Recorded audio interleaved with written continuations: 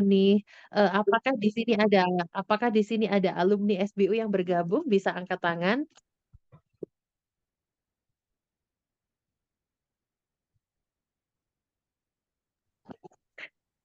Apakah ada alumni SBU nih? Bisa dibantu nih Mas Wahyudi, adakah alumni SBU nih yang gabung hari ini?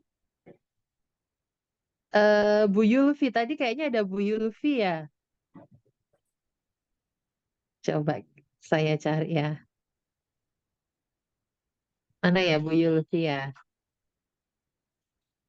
Oh, Bu Ada Bu Yanwarsi, Yanwarsi juga, siap Bu Mbak. Yanwarsi, boleh angkat tangan nih Bu Yanwarsi. Boleh mikrofonnya dinyalakan Bu Yanwarsi.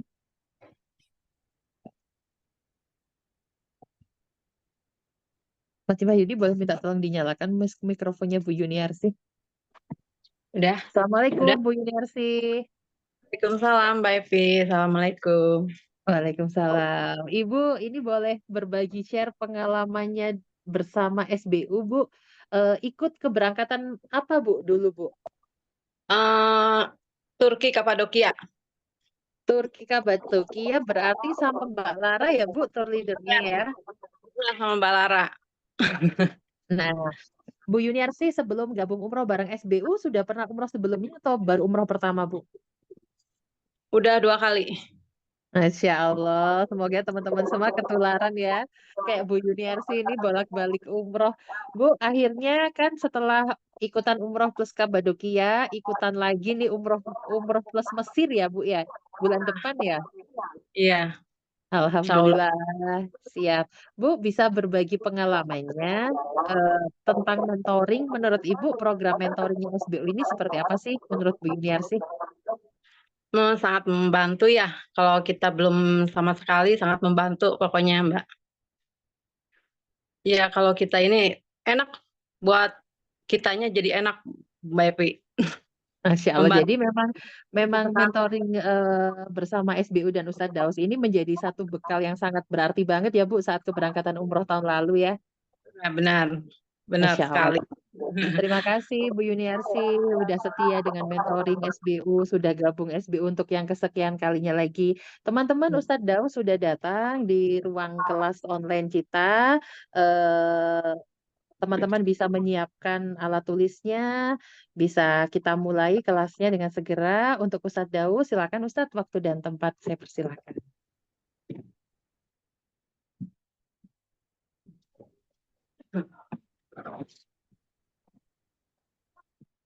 Sorry ya Mbak Rita, nggak ketemu saya ininya. Backgroundnya tadi saya taruh mana ya downloadnya. Yang mana? Baik Ustaz, nggak apa-apa. Ini aja ya. G. Sebentar. Baik, Bismillahirrahmanirrahim. Assalamualaikum warahmatullahi wabarakatuh. Waalaikumsalam warahmatullahi wabarakatuh. Alhamdulillah, salatu wassalamu ala nabiyyina Mustafa. Asyhadu an la ilaha illallah lahu la syarika lahu wa asyhadu anna Muhammadan abduhu wa rasuluhu wa la nabiyya ba'da. Allahumma shalli wa sallim wa barik ala sayyidina Muhammad عبدك ورسولك النبي الكريم وعلى آله وصحبه أجمعين والتابعين وتابعوهم بإحسان إلى يوم الدين أما بعد سبحانك لا علم لنا إلا ما علمتنا إنك أنت العليم الحكيم رب اشرح لي صدري ويسر لي أمري واحلل عقدة من لساني يفقهوا قولي أنت مقصودي يا الله ورضاك مطلوبي لا إله إلا أنت سبحانك إني كنت من الظالمين لا إله إلا أنت سبحانك إني كنت من الظالمين لا إله إلا أنت سبحانك إني كنت من الظالمين. Alhamdulillah, segala puji atas seluruh nikmat yang Allah karuniakan kepada kita semua. Kita patut bersyukur kepada Allah atas seluruh nikmat karunia yang Allah berikan kepada kita. Nikmat kebaikan, nikmat kesempatan untuk senantiasa dalam ketaatan. Dan semoga Allah Subhanahu wa Ta'ala senantiasa mengkaruniakan kepada kita semua nikmat yang berkah, nikmat yang menjadikan kita senantiasa dalam kebaikan. Baik dalam keadaan sempit maupun lapang, ujung ceritanya itu tetap kebaikan. Karena kalau orang menikah itu salah satu doa pernikahan itu adalah barakallahu lak wa baraka alaika wa jama'a bainakuma fi khair. Semoga Allah memberkahi kamu, memberkahi kalian berdua dan senantiasa mengumpulkan kalian berdua dalam kebaikan.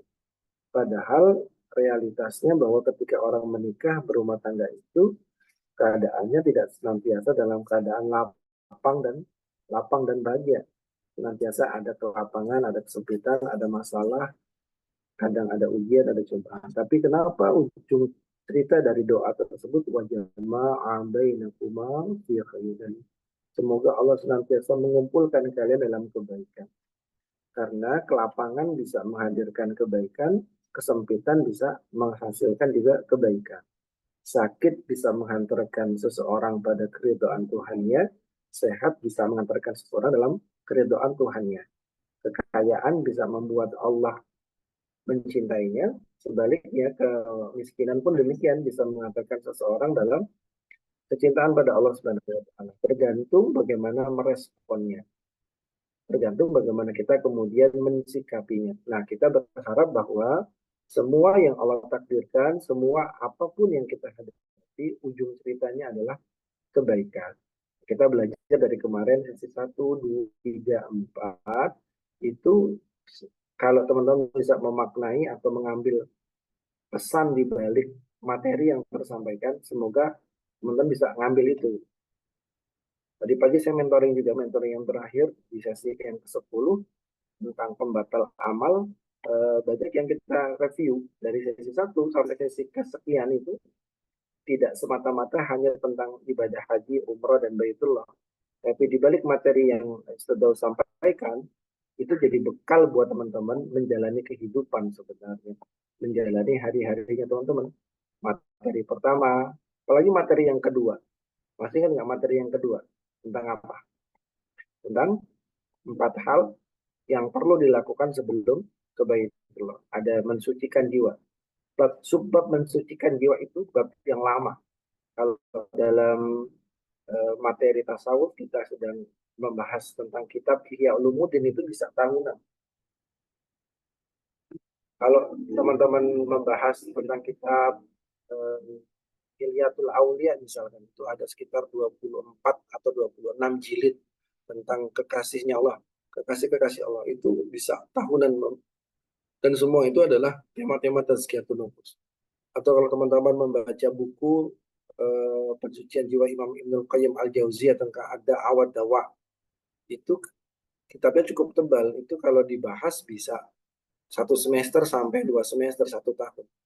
Nah, artinya materi yang kemarin Aida spill itu sampaikan di sesi yang kedua itu bukan sekedar materi, tapi sesuatu yang seharusnya teman-teman elaborasi, teman-teman gali lebih dalam, cari padanan-padanan silabus atau kurikulum atau kitab-kitab yang mendukung, lalu meleburlah di dalamnya. Jalani itu menjadi sebuah loop activity, menjadi aktivitas yang terus dilakukan, istimror gitu ya, continue. Karena bukan sekedar tentang Baitullah, tapi juga tentang kehidupan. Yang lebih penting kan itu. Bukan sekedar ketika di Baitullah, tapi yang jauh lebih penting setelah pulang dari Baitullah. Apa yang mau kita lakukan? Kalau panggilan pertama, mungkin iya kita memenuhi panggilan Allah ke Baitullah. Tapi yang jauh lebih penting nanti ada panggilan yang kedua. Yang ketika Allah betul-betul memanggil kita pulang. Yang ketika Mbak Yanuarsi, Mbak Indriani betul-betul dipanggil oleh Allah kembali kepada Allah. Dalam keadaan infiru hifafan wasiqalan, dalam keadaan kamu rela ataupun terpaksa, tetap kita harus memenuhi panggilan itu. Kembali kepada Rabbul Izzah. Nah, itu kan perlu bekal. Salah satu bekalnya adalah ya mensucikan jiwa. Kalau kalimat yang masih ingat nggak pertanyaannya Ayah Daus beberapa sesi yang lalu tentang makna ikhram, makna talbiyah. Bagaimana mungkin kamu berani memenuhi panggilan seseorang dengan membawa sesuatu yang membuat orang tersebut marah kepada kamu? Paham ya? Bagaimana mungkin kita berani memenuhi panggilan seseorang sedangkan kita memenuhinya dengan membawa sesuatu yang tidak disukai oleh yang memanggil. Nah, itu makna yang dalam. Artinya, mau tidak mau seperti Ebit GAD bilang, kita mesti telanjang dan benar-benar bersih. Suci lahir dan di dalam batin. Tengoklah ke dalam sebelum bicara, singkirkan debu yang masih melekat. Itu bahasa tasawuf, bahasa pensucian jiwa dari Ebit GAD. Nah, setiap pembelajaran kita di materi mentoring ini, falsafahnya itu di sesi kedua, tentang mensucikan jiwa dan melapangkan dada. Tentang hati yang bersih, jiwa yang lapang. Karena hati yang sempit, jiwa yang kotor, tidak dapat menangkap hikmah dari setiap peristiwa. Nah, kita nggak mau itu. Kita inginnya teman-teman ketika berangkat umroh, pulang umroh, setiap peristiwa dalam hidup itu mampu dimaknai, mampu direspon dengan baik. Allahu a'lam bishawab. Nah, pada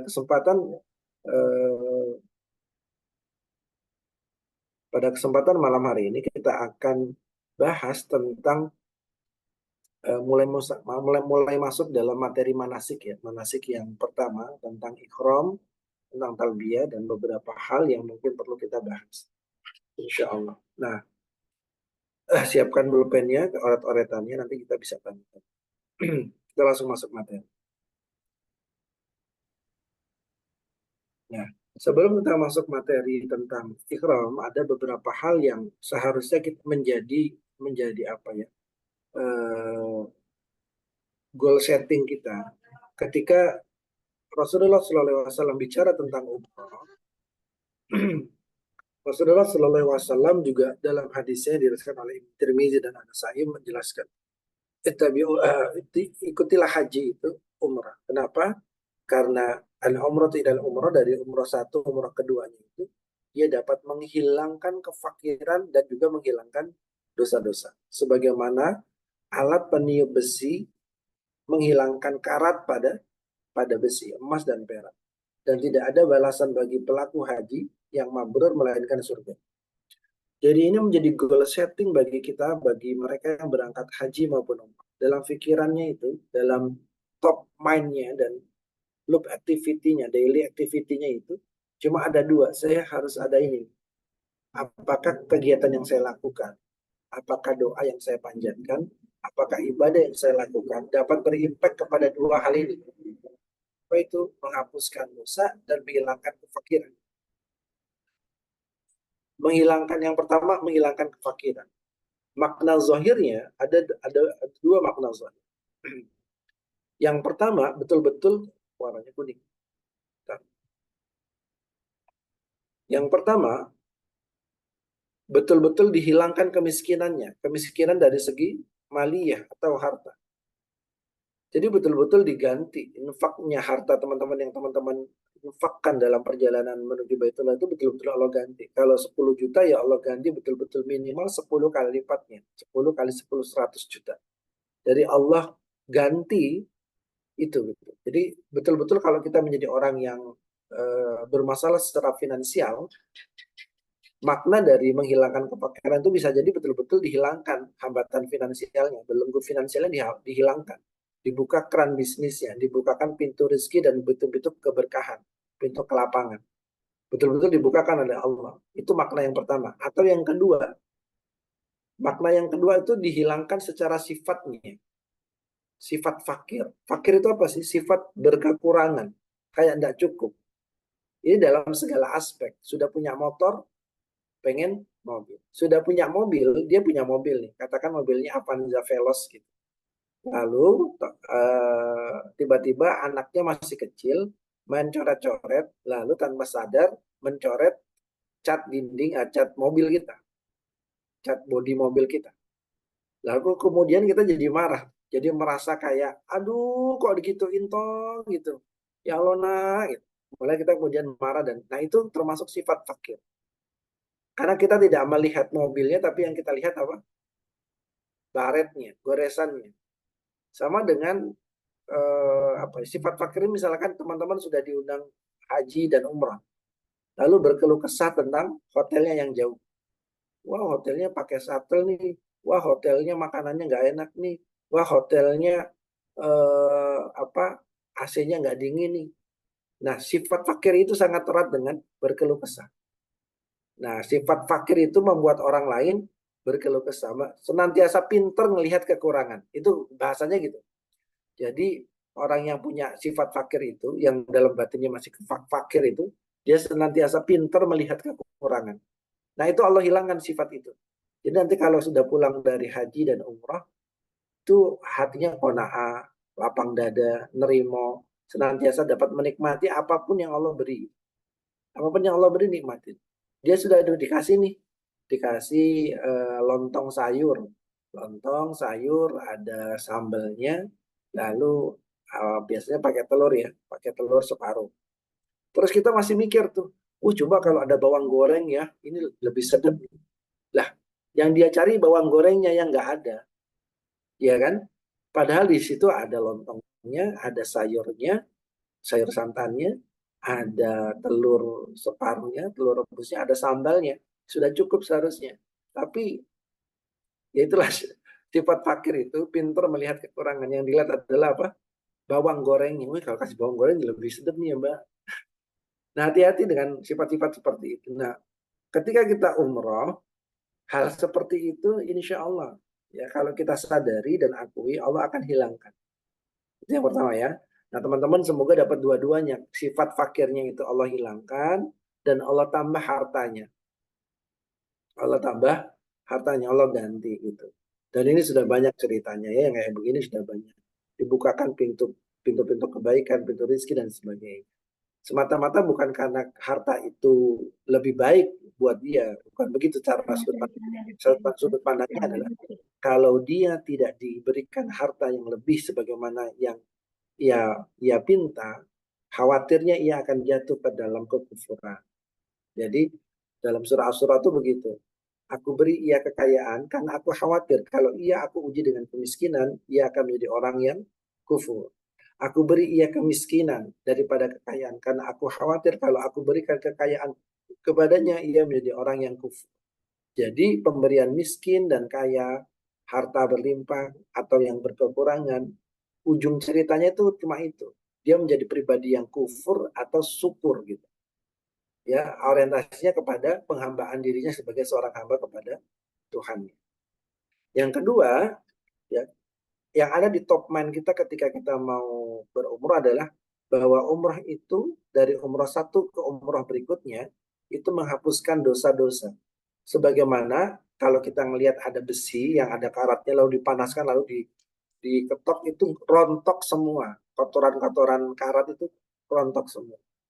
Nah, dosa-dosa kita pun demikian. Makanya beberapa teman itu bersemangat umroh. Umrohnya betul-betul ngejar ini. Ya, karena kadang mikir gini, saya khawatir Ustadz umroh yang pertama saya kurang sempurna. Saya ingin menyempurnakan dengan umroh saya yang kedua. Setelah umroh yang kedua, saya ingin jauh lebih sempurna karena dosa saya jauh lebih banyak ya Ustadz. Saya mau umroh yang ketiga dan seterusnya. Sehingga ada orang yang saban tahun, setiap tahun berangkat umroh. Ada yang berangkat sekali, ada yang berangkat 2 kali, berangkat 3 kali. Ya, bagaimana Allah mengundangnya. Nah, itu yang akan menentukan salah satunya nanti ada kaitannya dengan kalimat talbiyah. Nah, lakukan beberapa hal ini untuk mengejar 2 hal tadi. Jadi kalau kita dalam keadaan safar menuju Baitullah, lakukan beberapa hal ini. Yang pertama, lakukan dengan ikhlas hanya karena Allah Ta'ala. Nggak ada sum'ah, nggak ada riya. Ya, nggak ada sum'ah, nggak ada riya. Makanya pertanyaan Bulia kemarin tentang baju yang lusuh. Baju yang lusuh itu kaitannya dengan ini. Agar nggak ada dipamerin loh dari diri kita ini. Mau pakai apa? Rasulullah itu pakai pelana yang usang, lalu membeli tikar yang murah. Cuma 4 dirham. Murah sekali. Sehingga kemudian Rasulullah berdoa, ya Allah inilah hajiku la riya'a fiha wala sum'at. Tidak ada riya di dalamnya, tidak ada juga sum'ah. Apa yang mau dibanggain, apa yang mau dipamerin. Jadi ketika kita menggunakan sesuatu yang sederhana, lah secara zahir, semoga batin kita pun mengikuti tampilan zahir kita menjadi jauh lebih sederhana. Ya, itu yang pertama, lakukan dengan ikhlas hanya karena Allah. Jadi kalau udah karena ikhlas karena Allah Ta'ala, apapun yang terjadi, apapun yang dihadapi, orientasinya cuma satu, aku ikhlas aku ridha dengan ketentuanmu. Itu yang pertama. Yang kedua, miliki bekal yang halal. Ini sangat erat kaitannya nanti dengan status ibadah kita. Termasuk talbiyah kita itu langsung dijawab. Labbaik Allahumma labbaik. Lalu di langit ada suara labbaik. Ya, kami dengar seruanmu, pemenuhan panggilanmu, dan kamu diterima, labbaikmu diterima. Tapi ada yang labbaik wala sa'daik, wasadaik. Di kamu ditolak nih. Labbaik iya kamu memenuhi panggilan itu, tapi panggilanmu itu, pemenuhan panggilanmu ditolak. Salah satunya apa? Karena bekalnya haram, makanannya, minumannya, uangnya, pakaiannya, yang dibawa semuanya haram. Makanya miliki bekal yang halal ini wajib untuk, nggak bisa enggak. Wajib hukumnya untuk yang halal. Maka di sesi yang kedua, kalau teman-teman masih ingat, di sesi yang kedua tentang mencucikan jiwa, itu ada salah satu PR-nya apa? Makan, ya, makan yang halal, ya, makan yang thayyib, memastikan kualitas kehalalan dan kethayyibannya itu paripurna. Itu karena berpengaruh langsung dalam jiwa. Kalau kata Ibnu Qayyim Al-Jauziyah itu, makanan yang haram itu sedikit ataupun banyak, sengaja ataupun tidak, tahu ataupun tidak tahu, itu tetap berpengaruh ke dalam rohani orang tersebut. Tiba-tiba malas ibadah, tiba-tiba susah khusyuk, tiba-tiba begini dan begitu. Nah, itu hati-hati dengan status makanannya. Penghalang doa kita ya tidak mustajab itu salah satunya adalah makanan. Hati-hati dengan teman-teman yang bekerja di sektor pemerintahan, jangan sembrono menerima uang ini uang itu walaupun tujuannya hanya untuk haji dan umrah. Ya, hati-hati. Kemudian yang ketiga, jauhi segala dosa, perbuatan maksiat dan semua hal yang menyelisihi syariat. Nanti kita ada satu tema kalau ada waktu ya, namanya tajarud. Apa itu tajarud? Tajarud itu maknanya telanjang. Seperti yang dibilang oleh Ebit G.A.D, telanjang. Jadi betul-betul kita menelanjangi diri kita dari segala apa? Dari segala perbuatan dosa, sifat-sifat buruk dan segala hal yang tidak disukai oleh syariat. Nah, ini mulai nih. Yang tidak menutup aurat, halo ibu-ibu, menutup aurat itu hukumnya wajib. Ketimbang umrah itu lebih wajib hukumnya menutup aurat. Jadi pastikan ibu ketika mau berangkat pada saat di sana dan setelah pulang dalam kondisi memenuhi janjinya ibu di hadapannya Allah bahwa saya mau menutup aurat saya dengan sempurna. Titik. Ya, pelajari tentang aurat. Jangan sampai teman-teman melakukan ibadah ya pahalanya banyak tapi wadahnya bocor. Kayak ngambil air tapi embernya bocor. Airnya tumpah semua, nggak sampai. Nggak banyak yang ada. Kenapa? Salah satunya adalah tentang menutup aurat. Pelajari menutup aurat. Bagaimana hijab yang baik dilakukan. Bapak-bapak juga, saya tidak mengatakan bahwa merokok itu tidak haram, tidak. Saya mengatakan bahwa rokok itu minimal banget hukumnya itu adalah makruh litahrim, makruh yang jadid, makruh yang betul-betul kemakruhannya itu sangat mendekati keharaman, dibenci betul gitu. Jadi kalau bisa tinggalkan tentang rokok itu. Jauh-jauh dari Indonesia sampai ke sana, salah satu yang perlu kita tinggalkan adalah kebiasaan buruk kita. Nanti ada sesi tentang merencanakan doa pada saat tawaf. Ada satu materi tentang melepas kebiasaan buruk. Ya, kalau orang-orang muda bilangnya healing, ini the truly healing. Salah satunya adalah release your bad emotion and your pull. Dengan belenggu kamu yang ada dalam diri. Salah satunya adalah kebiasaan buruk. Ini ya, tiga hal ini. Lalu ada yang keempat. Yang keempat ini yang jarang dilihat oleh orang. Yang keempat itu, lakukan dengan penuh akhlak yang mulia. Tawadu, lemah lembut, pelan-pelan, lebih baik di perjalanan maupun setelah sampai di tanah suci. Akhlaknya mulia, kelihatan.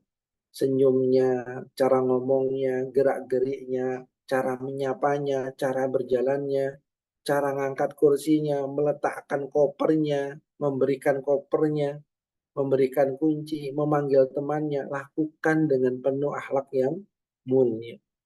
Mengapa? Karena akhlak yang mulia itu salah satu ciri ketakwaan di dalam diri seseorang. Ya, jadi perhatikan betul tentang akhlak yang mulia. Tawadu, maksudnya tawadu apa gimana? Rendah hati, jangan sombong. Ya, jangan sombong. Rendah hati, tawadu. Kalau memang tidak diajak bicara ya diam saja, lebih banyak mendengarkan. Kalaupun ada yang minta tolong ya dibantu. Pokoknya rendah hati, tawadu dan rendah hati. Air itu Bapak, air itu selalu mengalir ke tempat yang rendah. Air itu akan selalu mengalir ke tempat yang rendah. Pun dengan ilmu, pun dengan rahmat dari Allah. Rahmat Allah itu di tempat yang tinggi. Ia akan turun kepada mereka-mereka yang rendah hatinya. Yang merendahkan hatinya. Karenanya nggak boleh kita sombong gitu. Pakai pakaian yang terbaik. Gitu. Boleh nggak sih Ustaz? Boleh sih. Tapi kita ini orang awam sih. Orang awam itu paling mudah tergelincir. Pakai pakaian yang bagus. Ujung ceritanya apa? Ujub. Bangga dengan pakaiannya. Bangga dengan sepatunya. Kan sepatunya yang bagus tuh. Pakai mereknya Skechers Ustaz. Yang satunya mau pakai yang pakai Onitsuka. Terus aja terus ganti-ganti. Yang satu pakai sandal jepit. Yang sandal jepit ini justru dicintai oleh para malaikat yang ada di sana. Karena kerendahan hati. Ya, yang kelima, lakukan dengan penuh pengagungan. Ini ada ayatnya terhadap apa? Syiar-syiarnya Allah. Perhatikan ayat ini. Dzalika wa may yu'azzim sya'airallah fa innaha min taqwal qulub. Demikianlah perintah Allah. Barang siapa yang mengagungkan syiar-syiarnya Allah, maka sesungguhnya itu timbul dari mana? Dari ketakwaan yang ada di dalam hatinya. Jadi perhatikan dalam surah Al-Hajj ayat ke-32 ini tentang semangat kita dalam mensiarkan perintahnya Allah. Jadi berpakaiannya, bertalbiyahnya, itu betul-betul dalam rangka mensiarkan dan mengagungkan syiar-syiarnya.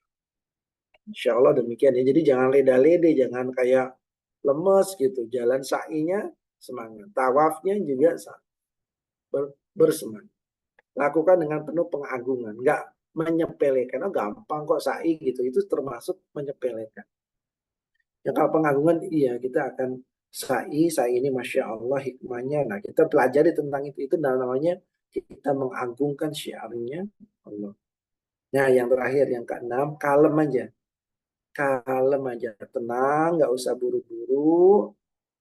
Kalau buru-buru itu dari minasyaitan. Terburu-buru justru membuat batinnya nggak nyaman. Keluar dari hotel atau tuh naik bis, turun bis, kalem aja. Mau turun, biarkan teman-temannya yang duduk di bagian depan turun terlebih dahulu. Baris pertama, baris kedua, dan seterusnya. Kenapa harus buru-buru? Biarkan mereka turun, lalu mereka ngambil kopernya, kita juga turun, lalu cari tempat yang baik, langsung sujud syukur di bumi Mekah dan bumi Madinah. Pertama kali menginjakkan di bumi Mekah maupun bumi Madinah. Masuk dalam kamar juga sama. Assalamualaikum. Letakkan kopernya. Masya Allah. Dipuji kamarnya. Ya, Alhamdulillah. Dzalika fadlullahi yu'tihi man yasha. Jadi kalem aja. Ini kalem ini penting loh. Ya kalau ada orang jadi tamunya Allah nggak kalem. Teriak-teriak begitu ya. Ketawa-ketawa. Buru-buru. Nah itu nggak sya'airallah itu. Nggak yu'azim sya'airallah. Nggak mengagungkan syiarnya Allah. Ya, ini intermezzonya untuk dasar dari kita berpikir untuk materi yang selanjutnya. Nah, semua bernilai ibadah dan semua bernilai kebaikan. Yang kita lakukan selama di sana itu 100% itu bisa dipilah-pilah. Perhatikan ini salah satunya. Misalkan di masjid.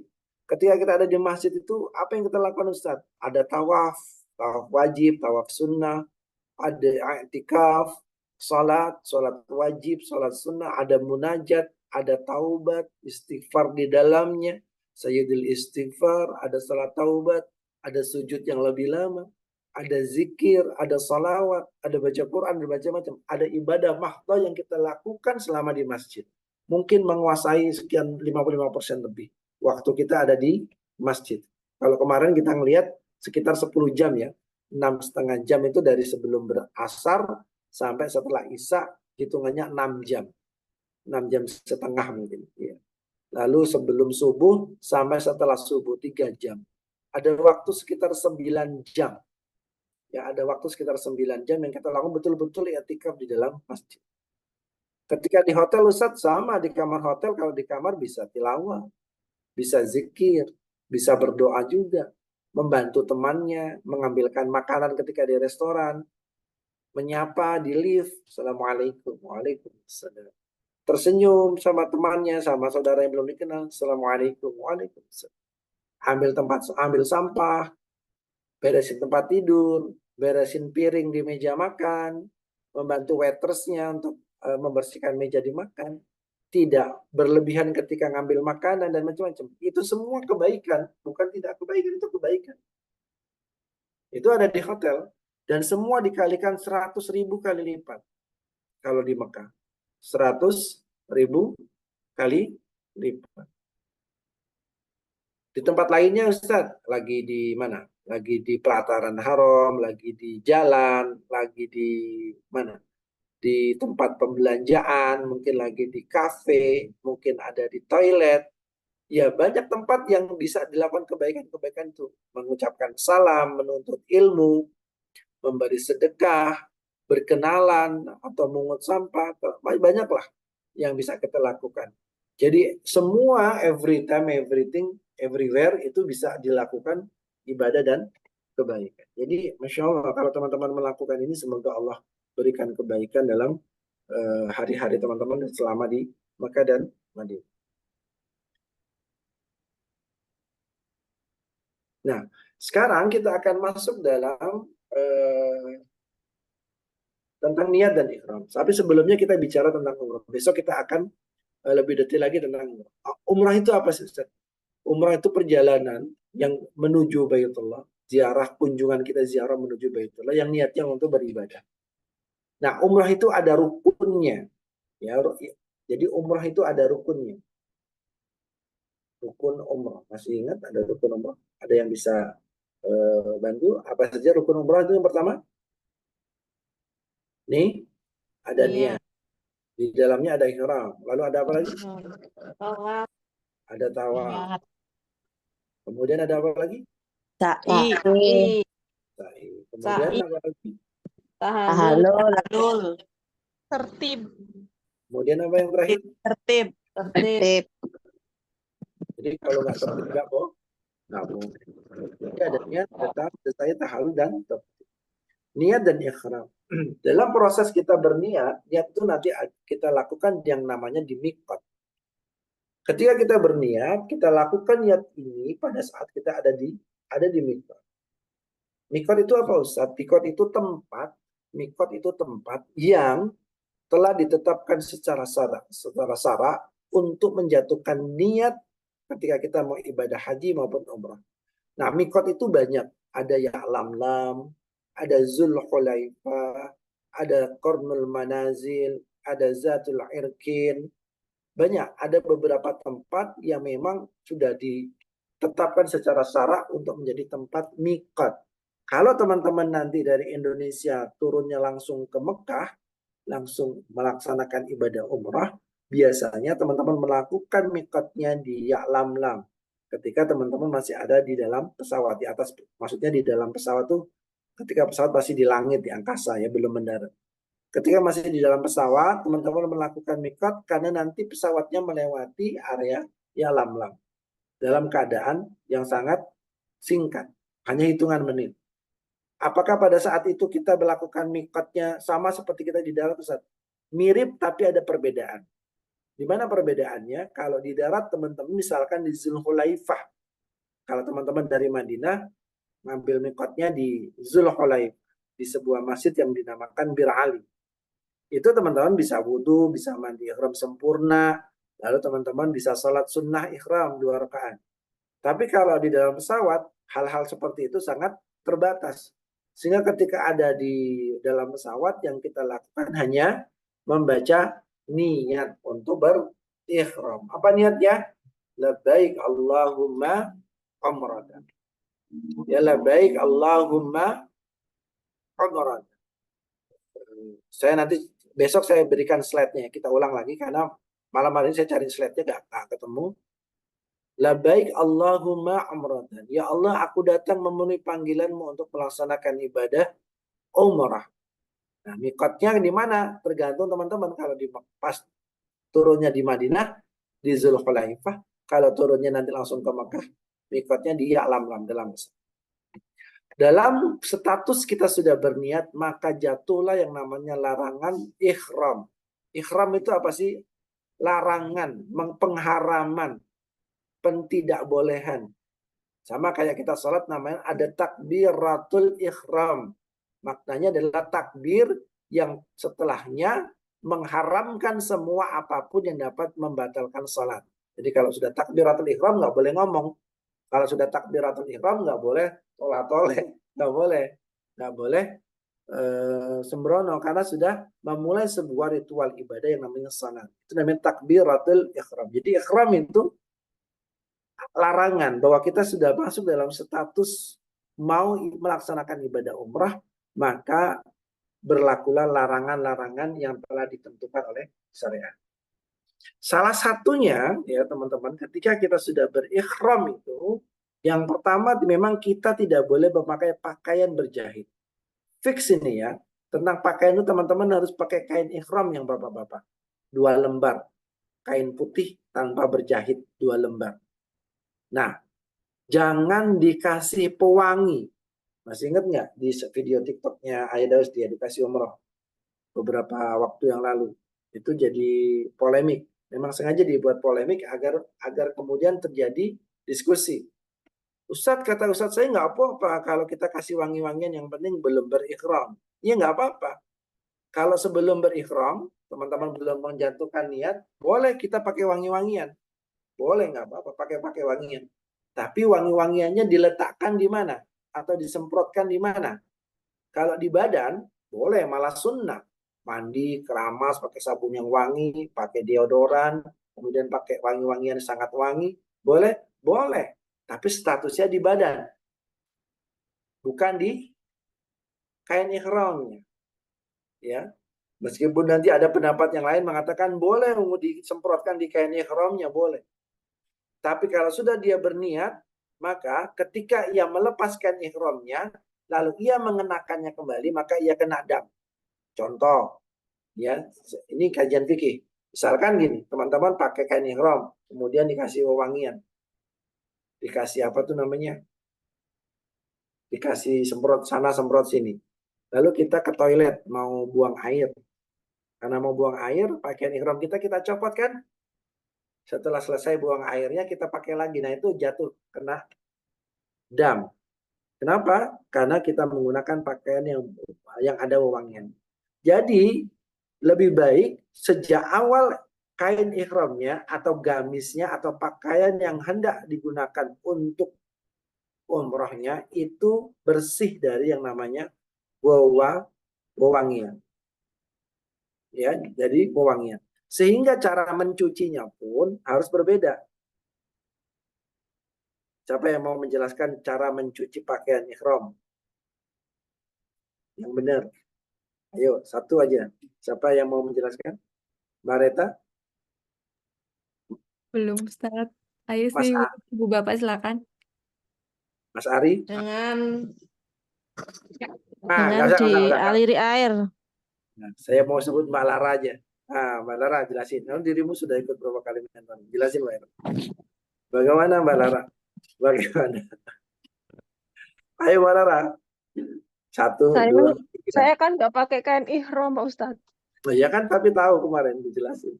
Ayo Mbak Ira, jelasin Mbak Ira. Ayo Mbak Ira, jelasin. Bagaimana cara? Assalamualaikum warahmatullahi wabarakatuh. Waalaikumsalam warahmatullahi wabarakatuh. Izin ya Ustadz Daus, nyuci baju ihramnya itu itu pertama kalau kita mau pakai mesin cuci boleh kalau sudah terlanjur. Tapi untuk mensucikannya kita rendam dulu di air, kemudian kita cuci lagi di air yang mengalir. Kalau mau dikeringkan di mesin cuci, nggak usah lagi dikasih deterjen atau pewangi-wangi. Dan ketika nyetrikanya nggak usah pakai pewangi juga. Izin koreksi Ustadz. Baik, yuk kita jelaskan dulu tentang tata cara mencuci. Tata cara mencuci ini nggak cuma untuk pakaian ihram, tapi untuk semua. Ketika kita mencuci, ada dua proses dari mencuci pakaian. Ini hati-hati teman-teman ya. Bisa jadi ketidakkhusyuan sholat kita selama ini, salah satunya karena pakaian kita. Pakaian kita tidak suci. Jadi yang pertama yang harus dilakukan itu adalah mensucikan. Jadi kalau kita mencuci pakaian itu, proses pertama yang harus ada dalam tahapannya adalah pensucian, mensucikan. Mensucikan dari apa? Dari najis, bukan dari kotoran. Yang kedua, proses yang namanya membersihkan. Apa sih bedanya antara mensucikan dan membersihkan? Kalau mensucikan, kita ingin membersihkan pakaian itu dari najis. Kalau membersihkan, kita ingin membersihkan pakaian itu dari kotoran. Bisa dipahami? Kotoran dan najis itu berbeda. Ya. Kalau najis sudah pasti kotoran. Kalau kotoran belum tentu najis. Tanah, kena tanah nih. Misalnya kena tanah, najis nggak? Nggak najis, tapi kotor nggak? Kotor. Karena tanah itu tidak najis. Bisa dipahami ya. Jadi ada dua proses yang perlu dilakukan ketika kita mencuci. Ini setiap kita mau mencuci tidak hanya ihram. Yang pertama mensucikan dulu. Nah, proses mensucikan ini butuh tata caranya. Apa tata caranya? Dia harus membutuhkan air yang suci lagi mensucikan. Ya, air yang suci lagi mensucikan. Karena ada air yang suci tapi tidak mensucikan. Dan itu tidak bisa digunakan untuk mensucikan pakaian. Jadi misalkan teman-teman berwudu dengan air nih. Airnya ternyata bau wangi karena kecampur dengan sabun. Itu suci tapi tidak mensucikan. Jadi nggak bisa dipakai wudu. Jadi kalau kita mau mencuci pakaiannya letakkan terlebih dahulu di dalam wadah, baik di ember, di bak ataupun di mesin cuci. Baru dialiri air. Sehingga pakaiannya di bawah, airnya mengalir dari atas, air yang suci lagi mensucikan ini mengaliri air ini, mensiram atau mengaliri si pakaian ini. Maka air yang suci ini dapat mensucikan pakaian tersebut dari najis. Bagaimana kalau kebalik Ustaz? Airnya suci dan mensucikan, lalu ditampung dalam wadah di ember. Ditampung begitu. Lalu pakaiannya baru dimasukkan. Nah, itu malah tidak suci.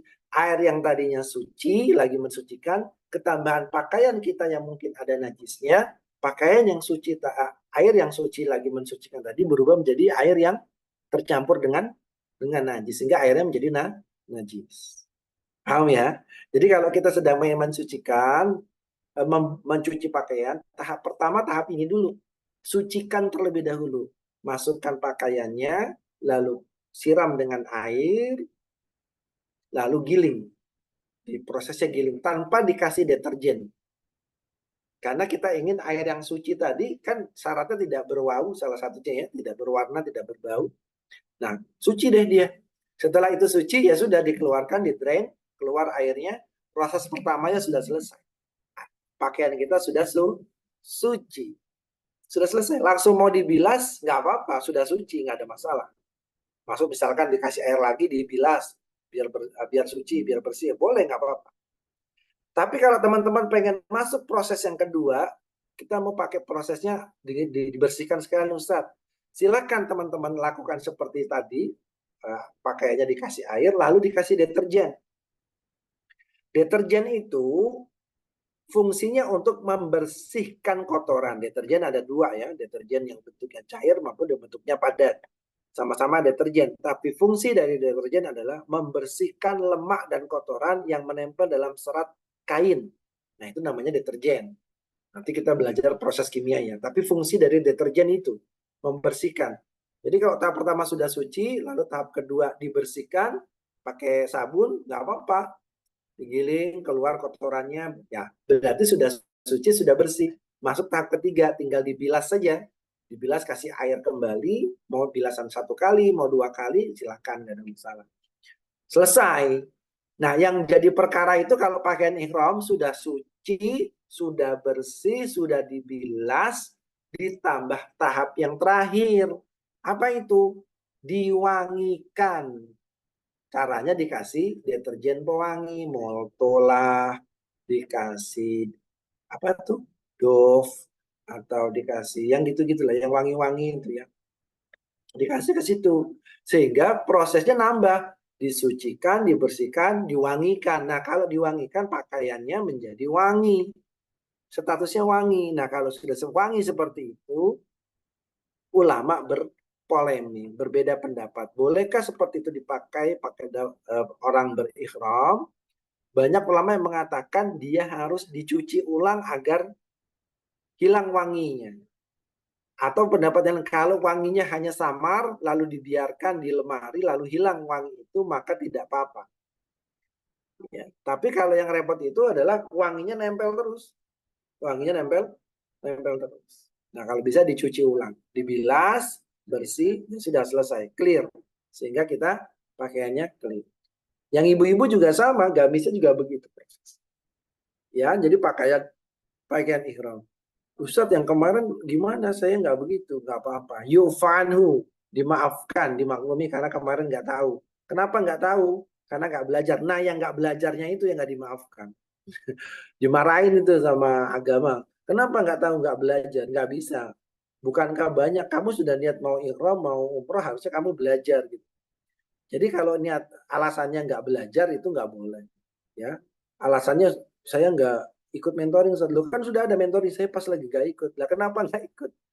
Ya dikejar, nggak bisa yang kayak gitu. Ya, paham ya tentang pakaian ihram. Kemudian dari pakaian ihram, boleh nggak Ustaz pakai sepatu? Nggak boleh kalau pakai sepatu. Nggak boleh. Kalau pakai sandal, boleh. Kalau sepatunya atau sandalnya, pakai sepatu tapi di bawah mata kaki boleh? Boleh, tapi beberapa ulama juga memakruhkan. Lebih baik pakai sandal saja. Kaos kaki nggak boleh. Terus pakai apa lagi yang nggak boleh? Kalau ikat pinggang Ustaz masih diperbolehkan. Masih diperbolehkan. Nggak boleh pakai menutup kepala, pakai topi, peci, nggak boleh ya Pak. Nggak boleh pakai tutup-tutupan.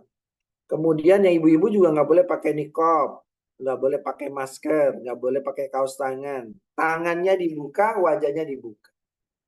Ustadz saya pakai cadar, nanti kalau saya buka cadarnya, nanti Mas Wahyudi ngelihat wajah saya. Ya, emang begitu. Dia nggak boleh pakai pakaian, nggak boleh pakai niqab ya, dilepas itu ujiannya. Terus bagaimana Ustadz kalau kaos tangan? Saya pakai apa tuh, mindset. Nah ini beda pendapat lagi.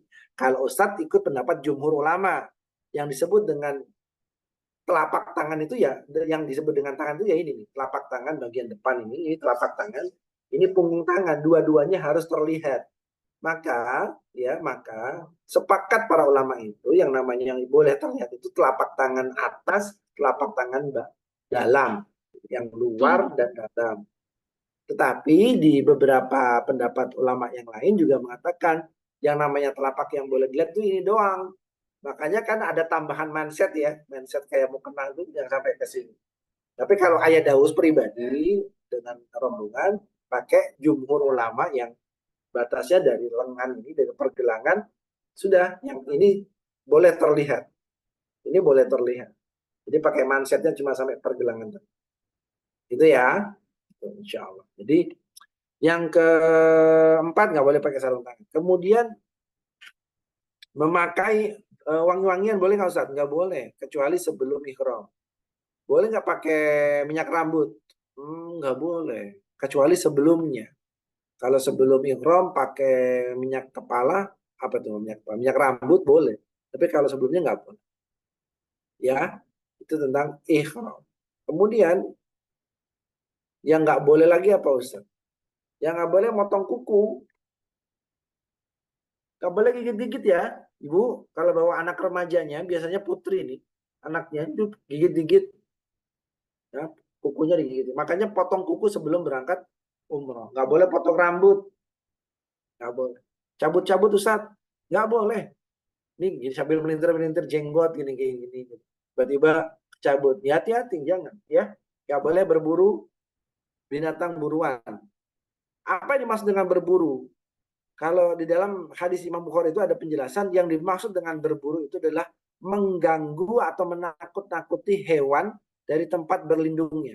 Jadi burung dara, burung merpati itu banyak Ibu di sana, di Mekah, di Madinah juga banyak. Gak boleh teman-teman takut-takutin, kejar-kejar gitu, gak boleh.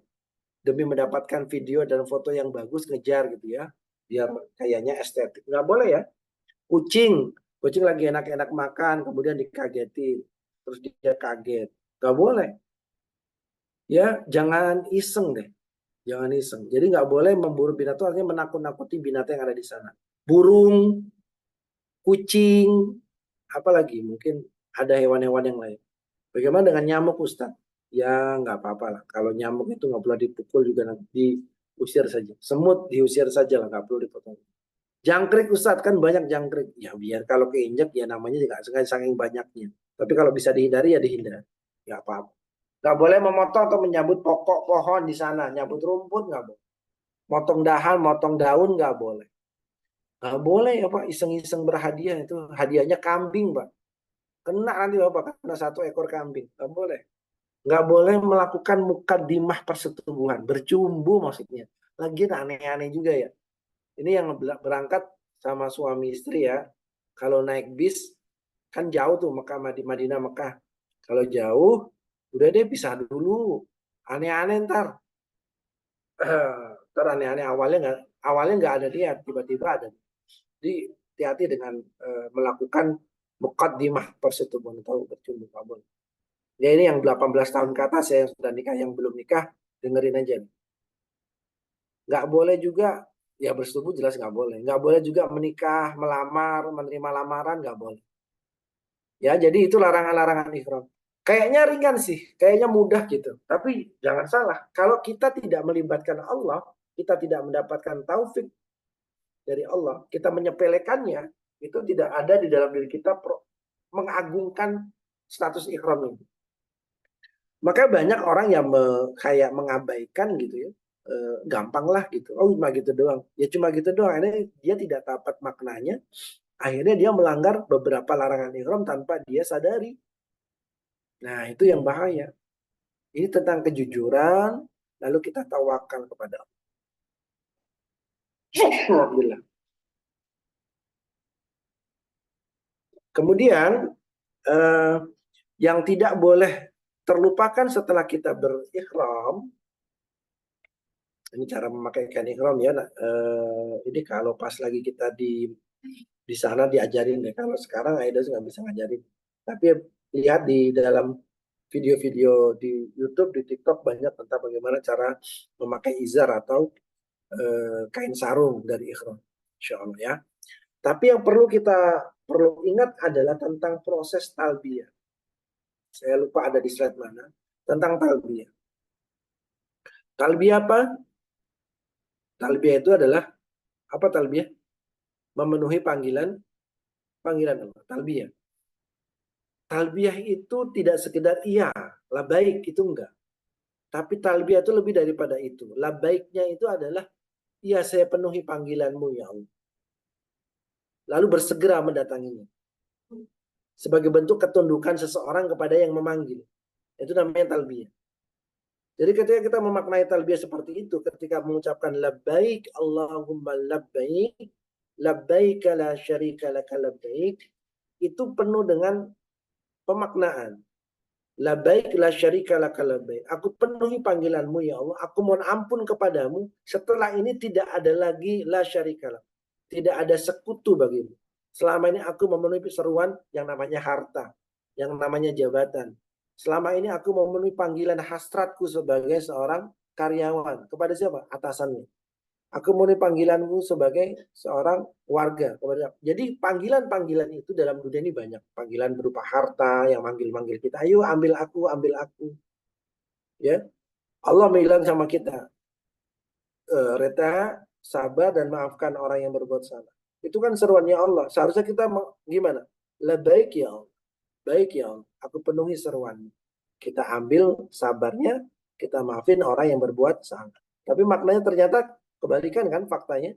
Kita kurang bersabar, kita tidak memaafkan. Kata Allah, Wahyudi, cari rizki yang halal.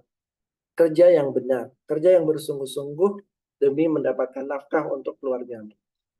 Ya itu kan seruan dari Allah melalui syariat ini. Tapi ternyata kita leta-lete, tola-tole. Itu nggak boleh yang gitu. Artinya kita tidak bersungguh-sungguh. Wahai para suami, wa'asiruhunna bil ma'ruf, kata Allah dalam syariat, wahai para suami, pergaulah istrimu dengan pergaulan yang baik, nafkahi mereka, sayangi mereka, lindungi mereka, dengarkan curhatannya mereka, berikan ruang perlindungan lebih bagi mereka, jadilah pemimpin yang mengayomi mereka. Itu kan seruan dari Allah. Harusnya para suami bilang apa? Halo, para suami harusnya ngomong apa? Labbaik ya Allah. Aku penuhi seruanmu ya Allah. Maka pergauli dengan baik istri-istri kita. Tapi kan tidak ternyata. Banyak di antara kita yang justru enggak. Nah itu yang kalau kita memaknai kalimat talbiyah, labbaik Allahumma labbaik, itu jadi kayak kita ditampar. Ternyata labbaik itu tidak hanya pada saat haji dan umrah. Labbaik itu betul-betul bentuk pemenuhan hak Tuhan kepada kita. Nah ternyata kita banyak nih. Waqimus shalah, dirikanlah salat di awal waktu. Ternyata kita banyak yang mengundur-undur waktu. Kata Rasulullah, sholat yang baik itu sholat berjamaah laki-laki di masjid. Ternyata kita banyak yang tidak melakukan itu. Itu kan tidaklah baik. Itu tidaklah baik. Baik itu adalah memenuhi panggilannya Allah, mematuhi apa yang Allah suka. Maka tadi kalimatnya, bagaimana mungkin ada seseorang yang berani memenuhi panggilan orang yang memanggilnya dengan membawa sesuatu yang tidak diridhai oleh orang yang memanggilnya. Bagaimana mungkin bisa teman-teman mengatakan baik datang kepada Allah, tapi dengan membawa dendam dalam diri kita? Bagaimana mungkin kita bisa baik kepada Allah, datang kepada Allah, tapi memakai pakaian kesombongan? Kan gitu. Memakai keakuan. Dan sebagainya. Jadi nggak sinkron. Maka sinkronkan itu. Tentang baik itu disinkronkan. Sehingga nanti ketika kita sudah berstatus niat dan ikhram, itu betul-betul kita sebagai hambanya Allah yang rendah hati, yang apa adanya. Ya, kurang lebih itu untuk kesempatan malam hari ini. Kita diskusikan lebih dalam dengan tanya jawab. Di sesi yang akan datang kita akan ulang sedikit mengulas tentang status ikhram dan tawaf. Saya kembalikan ke moderator. Baik, terima kasih Ustadz. Ini ada beberapa pertanyaan di kolom komentar. Langsung saja ya. Kak Novi Susan, kalau rambutnya rontok gimana Ustadz?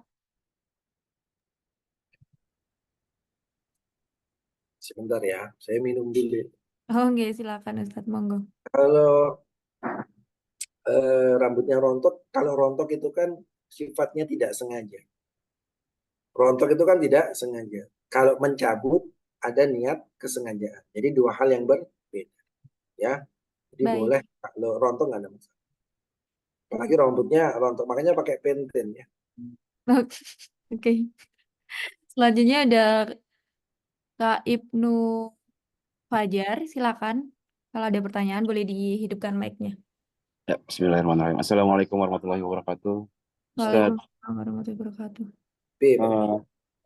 Ustadz Kemarin tadi yang dalam mimpi ya, Pak perjalanan Ibnu kemarin mimpi itu ya. Ini Pak Ibnu siap, yang kemarin Ustadz. mimpi dengan Bapak. Oh. Betul, Ustadz. Izin nggak on cam, Ustadz? Ya. Tadi dalam penjelasan Ustadz dijelaskan bahwa kita boleh menggunakan wewangian sebelum ikhram, Ustadz ya. Dan itu disunahkan. Pertanyaan saya adalah kita sebelum berniat dan ihram itu kan memakai wangian. Nah, ketika kita berihram dan wewangian yang di tubuh kita, semprotan itu menempel di kain ihram kita itu bagaimana Ustaz? Dan terkait tadi yang Ustaz jelaskan kalau kita ke toilet dan kita membuka ihram kita dan kita dikenakan dam. Izin pencerahan Ustaz. Terima kasih.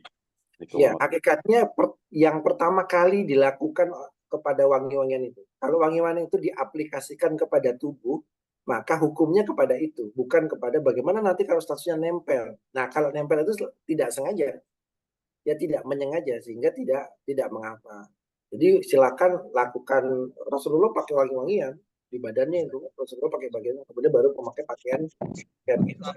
Jadi nggak apa-apa. Tapi kalau pakaiannya ihramnya yang diaplikasikan wewangiannya, nah itu yang agak bermasalah. Hadisnya tuh begini, satu waktu ketika haji wada, Rasulullah kan dengan para sahabat berihram gitu. Bentar ya, istri saya mau pamit dulu. Sebentar ya. 1 minute ya. Pergaulilah istri-istrimu katanya.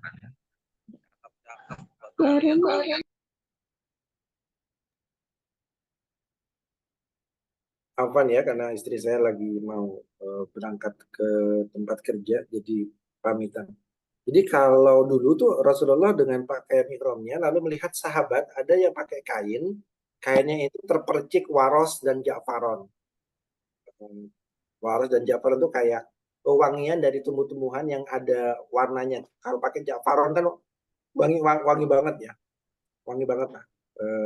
Itu terpercik dan Rasulullah mengatakan bersihkan, disuruh bersihin.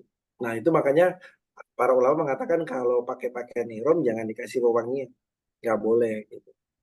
Kalau yang lain mengatakan masih boleh, tapi kalau sudah dilepas dia gunakan kembali maka jatuh larangan ihramnya, nggak boleh. Jadi lebih baik pakaiannya bersih dari wewangian, nggak perlu dipakai. Insya Allah. Itu kurang lebih Pak, kurang lebih baik. Lagi Terima kasih Ustaz. Ya, sama-sama. Selanjutnya ada Bu Nini. Silakan. Iya, makasih Ustadz. Assalamualaikum warahmatullahi wabarakatuh. Semoga Ustadz dan semua yang ikut Zoom ini dapat rahmat Allah SWT. Ustadz, yang mau saya tanyakan tentang ihram pertama. Nah, ketika ihram itu kan seperti sholat ya, katanya tadi tidak boleh terlihat aurat.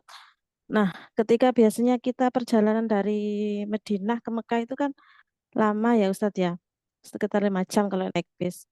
Kemudian kita kalau sampai hotel itu biasanya kan kita selalu mengingatkan ibu-ibu ke kamar mandi jangan pakai sabun gitu. Tapi kadang-kadang banyak yang lupa gitu Ustadz, lepas jilbab di kamar kita kelihatan rambut gitu. Padahal kita masih ihram. Itu apa boleh Ustadz? Kadang-kadang kita memperingatkan ke teman-teman gitu ya. Oh ini sama-sama perempuan nggak apa-apa gitu. Padahal kita kan masih ihram itu loh Ustadz. Kadang-kadang di rest area juga ya Ustadz ya. Rest area kadang-kadang kita kan berhenti gitu wudhu mau sholat. Itu tempat wudhunya kan eh di luar toilet gitu ya. Jadi kan terbuka rambutnya. Itu banyak yang melepas jilbab walaupun semua perempuan itu untuk wudhu itu Ustadz. Ya. Itu yang pertama. Ya. Satu dulu. Ini penting Ya. Pak. Ya. Jadi teman-teman semua, apa yang saya sampaikan tadi tentang takbiratul ihram berbeda dengan status ihram. Ya.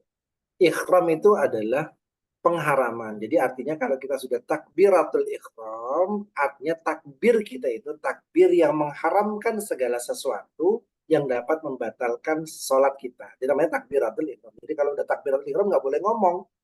Kalau udah takbiratul ihram, dia harus melakukan sesuai dengan tuntunan rukun-rukunnya dan sebagainya. Itu tentang takbiratul ihram. Nah, sedang ihram itu sendiri dalam umrah dan haji memang ada larangan-larangannya. Tapi larangannya itu, jadi ihram itu tidak ada syarat wajib untuk ihram itu harus menutup aurat. Catat benar-benar ya.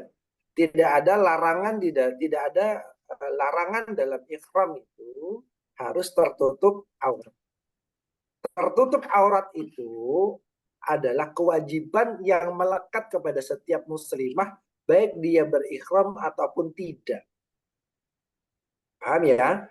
Jadi status dia menutup aurat itu tidak terkait dengan dia ihram atau tidak ihram. Di luar ihram pun seorang muslimah punya kewajiban menutup auratnya. Kalau tidak, jatuh kepadanya dosa. Itu ya, yang pertama. Yang kedua, nanti saya jelaskan lebih detail lagi. Yang kedua, ketika kita sedang berihram, itu tidak ada syarat harus suci. Bagaimana maksudnya Ustaz? Status orang sedang berhaid pun boleh berihram. Wanita yang sedang nifas boleh berihram. Orang yang sedang junub pun boleh ihram. Ustadz ya aneh-aneh aja. Mana ada orang junub terusan berihram? Nggak kebayang Pak Lukman sih. Pak Lukman, Pak Saifuddin ini contoh ya. Pak Lukman dari Jakarta naik pesawat Saudi Arabia, Saudi Airlines. Kita mau turun di Jeddah, nanti kita langsung ke Mekah mau umroh. Ceritanya karena capek 9 jam perjalanan tidur. Pas mau sampai di miqat, mimpi basah Pak Lukman. Tahu-tahu basah. Aduh ibu, bagaimana cara mandi ihram, mandi junub di pesawat? Ya nggak bisa. Bagaimana mungkin kita bisa mandi junub di pesawat? Nggak bisa. Tetapi sudah masuk miqat, apa yang harus dilakukan?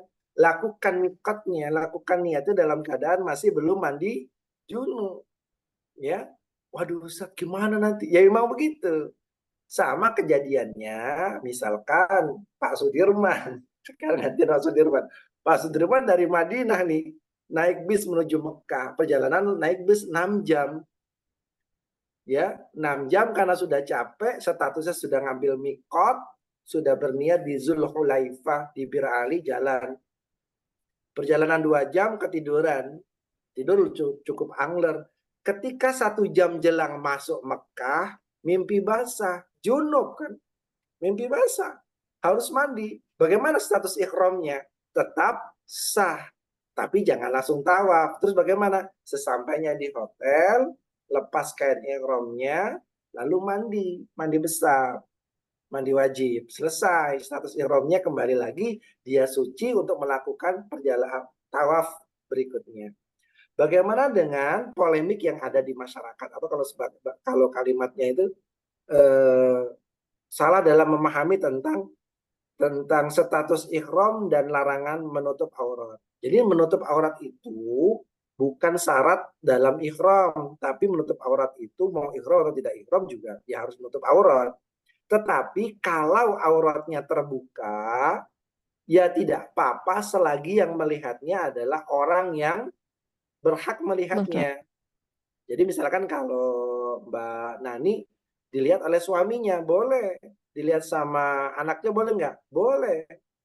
Kalau dilihat anak dari tetangga kita, boleh nggak? Nggak boleh. Yang boleh melihat adalah anak dari suami kita, anak kita. Jadi boleh dilihat tuh nggak jatuh, larangan ihramnya nggak jatuh. Apalagi dilihat sama sesama muslimah di tempat wudhu. Apa dalilnya Ustadz? Dalilnya tuh begini. Ketika haji wada, Rasulullah SAW dan para sahabat haji wada sampai di Mekah, lalu kemudian mereka melakukan haji tamattu kan, ya. Para sahabat umroh terlebih dahulu. Kalau tidak salah mereka datang di 4 Zulhijjah. Lalu mereka melakukan tawaf dan umroh, selesai tahallul, lalu lepas pakaian lepas status ihramnya kan. Anda bisa bayangin ya, status ihramnya Rasulullah itu dari Zulhulaifah loh. Dari Madinah ke Mekah, naik unta. Perjalanan lama itu. Perjalanan sekitar 9 hari. Berapa hari? Minimal seminggu. Dengan keadaan berihram. Pakai pakaian ihram saja.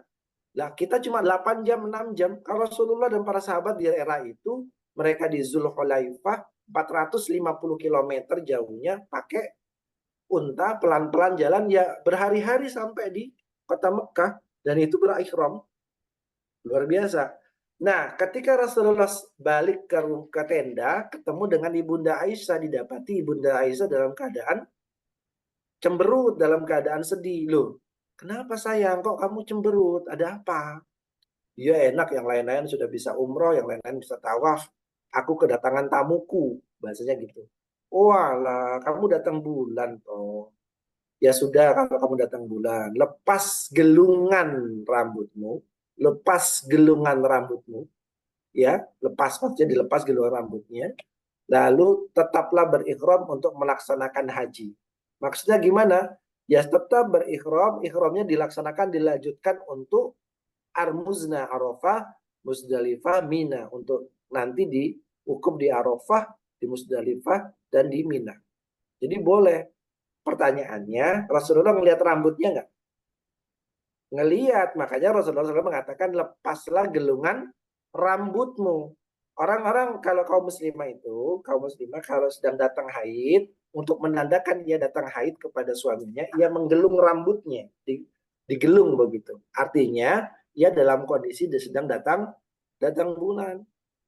Nah, Rasulullah melihat rambutnya, artinya Rasulullah melihat aurat dari Ibunda Aisyah, sedangkan Ibunda Aisyah dalam status masih berihram. Jadi nggak benar ya ibu, teman-teman semua, hati-hati lagi ihram, jangan buka aurat. Kalau nggak buka aurat gimana? Dia lagi mau masuk kamar mandi, mau mandi misalkan, atau mau buang air kecil, buang air besar, atau ngebuka kan gamisnya, pakaiannya, kan nggak kelihatan Ustaz.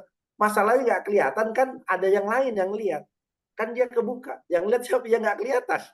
Kan ada malaikat, ada jin, ada cecek, ada hewan-hewan yang nggak kelihatan. Kan sama melihat aurat dari sang ibu tersebut. Jadi nggak benar Bu ya kalau membuka auratnya akan berimbas kepada batalnya status ihramnya.